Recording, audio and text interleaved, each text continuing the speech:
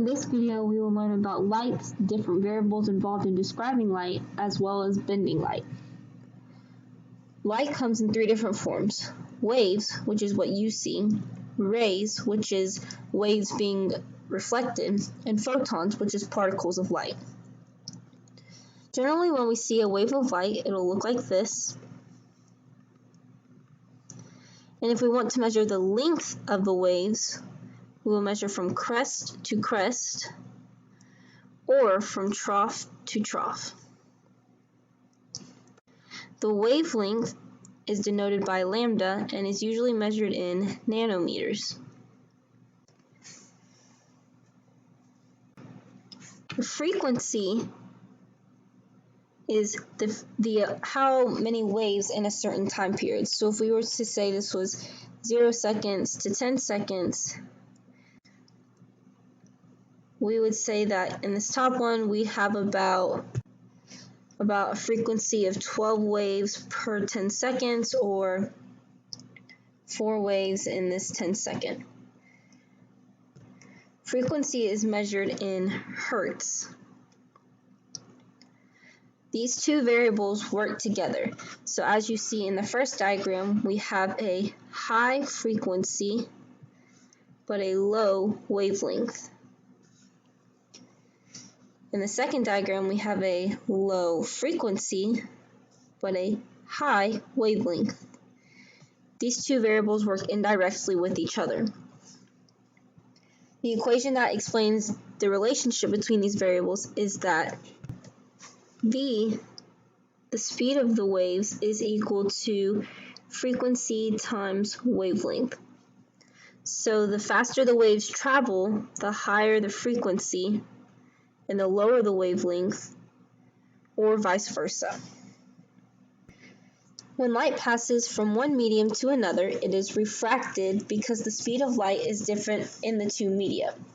When we say refracted, we mean that the light is being bent to a different angle or direction. This is measured through the index of refraction. The index of refraction is denoted by a lowercase n and can be found by dividing the speed of light in a vacuum, which is a constant known 3 times 10 to the 8th, over the speed of light in your medium, V, which, if you remember, is equal to frequency times wavelength of that specific medium you're looking at. Could be water, air, or glass. The index of refraction N for air is a constant as well. It is always 1. All of these variables working together give us a big ratio, where the wavelengths are proportionate to the speeds, are proportionate to the speed of light in vacuums, which is proportionate to index of refractions, as well as proportionate to the angles they create. We will go further into the angles they create in just a moment, but if we were to look at this section, we would get something like this. And if we multiply across, we find that our ends cancel out, and we are left with C over C. Therefore, we can rewrite or simplify this fraction. And here we have a new set of ratios that is more simplified. So when we think of rays, we can think of the incident ray, a reflected ray, and a refracted ray. So the incident ray is a ray of light that strikes the surface. So your ray of light that you're producing to strike a surface. This could be your mirror, could be some water. And the angle that it creates with normal, which would be perpendicular to your surface, angle 1, theta 1 here, is called your angle of incidence, your angle created by your incident ray. Now when this ray hits, it will either reflect, creating a reflected ray, as well as a angle of reflection, or it will enter and refract or bend and create a new angle called your angle of refraction. So we know that angle 1 is usually your angle of incidence, and angle 2 is usually your angle of refraction. That is where we get the thetas for this part of our ratio. Now, if we were to simplify this picture, we would get something like this. The light may refract into a material where its speed is lower. Now, if its speed is lower, and you remember this equation,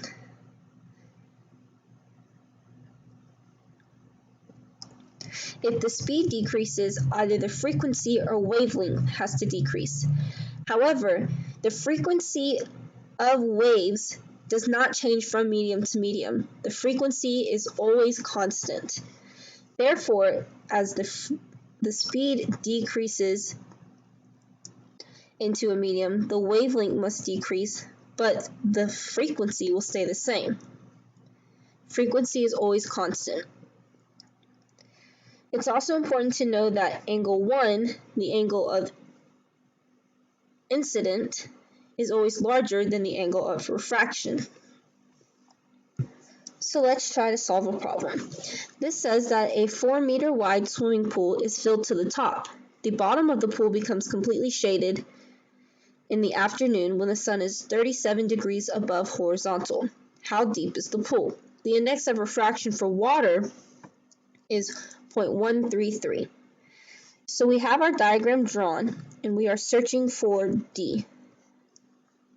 We know that the width is 4 meters, and we are given the index of refraction for water, so N of water is equal to 1.33.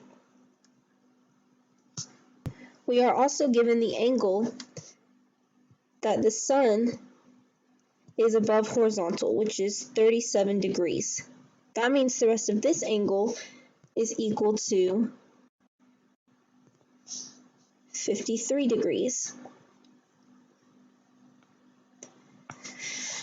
53 degrees is going to be considered theta 1 because it is our angle of incidence, because the incident ray comes from the sun, creating an incident angle with the normal.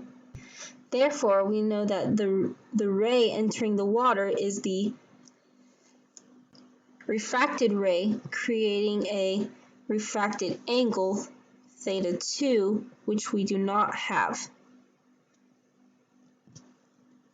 So with our given values, we can use this part of the ratio to solve for the index of refraction, solve for the theta 2, because we know that the index of refraction for air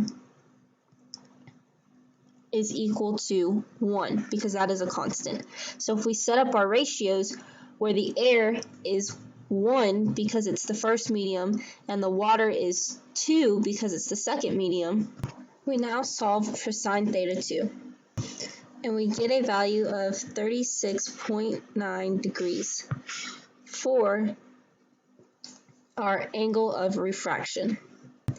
Now that we have our angle of refraction, if we were to look at solely the triangle right here, where of course the image is not drawn to scale, so it says the bottom of the pool, so really the ray of refraction should be drawn all the way out to the bottom.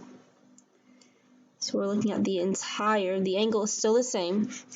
So we have this angle, which is 36.9, and we have the value of this leg, and we are looking for D. Now, if we have an angle, and we have the opposite of the angle, and we're looking for the adjacent, we use tangent. And we find that the depth of the pool is equal to 4 over tangent theta.